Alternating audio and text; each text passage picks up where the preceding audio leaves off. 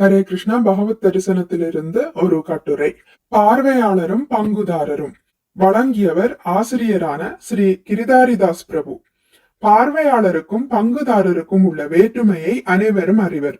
ஒரு விளையாட்டு போட்டி நடைபெறும் போது அதில் பார்வையாளராக இலட்சக்கணக்கானோர் கலந்து கொள்ளலாம். ஆனால் அதில் பங்குதாரராக இருப்பவர்கள் சிலரே.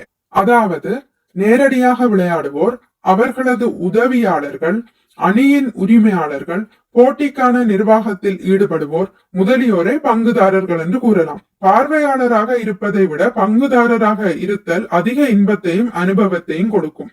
அதுபோலவே கோயிலுக்கு செல்வோரிலும் பெரும்பாலானோர் பார்வையாளராகவே உள்ளனர். அதாவது பெருமாளை சேவித்து விட்டு கோவிலை வலம் வருவர். கொஞ்சம் பிரசாதம் கிடைத்தால் ஏற்றுக்கொள்வர், அவ்வளவுதான். அங்கே பங்குதாரராக பகவானின் கைங்கரியத்தில் நேரடியாக ஈடுபடுவோர் மிக குறைவு. இருப்பினும் எல்லாரும் நேரடியாக கைங்கரியம் செய்ய முடியாது என்பதால் யாரும் அதனை பெரிதாக நினைப்பதில்லை. ஆயினும் எல்லாரும் நேரடியாக கைங்கரியம் செய்வதற்கும் ஓர் ஆன்மீக வழி உண்டு. அதுதான் நாம சங்கீர்த்தனம்.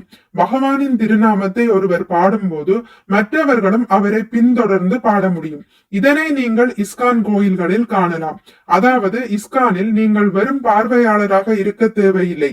ஹரே கிருஷ்ண கிருஷ்ண கிருஷ்ண ஹரே ஹரே, ஹரே ராம ராம ராம ஹரே ஹரே என்று பாடும்போது நீங்களும் திருப்பி பாடுங்கள். பங்குதாரராக இருங்கள். சில நேரங்களில் எங்களது கோயிலுக்கு புதிதாக வருபவர்கள் கீர்த்தனத்தின் போது அமைதியாக இருப்பதை காண்கிறோம். தயவு செய்து அதுபோன்று பார்வையாளராக மட்டும் இருக்க வேண்டாம். வாய் விட்டு பாடி பங்குதாரராக இருங்கள். இது கடினமான மந்திரமோ அறியாத பாசுரமோ கிடையாது. இது மிக மிக எளிய வழிமுறை, அதே சமயத்தில் மிக உயர்ந்த பலனை கொடுக்கும் வழிமுறை. வாய் இருந்தால் போதும், நீங்களும் பாடலாம். வேறு செலவோ கட்டணமோ கிடையாது. இதில் ஒரு குழந்தை கூட பங்குதாரராக ஆக முடியும்.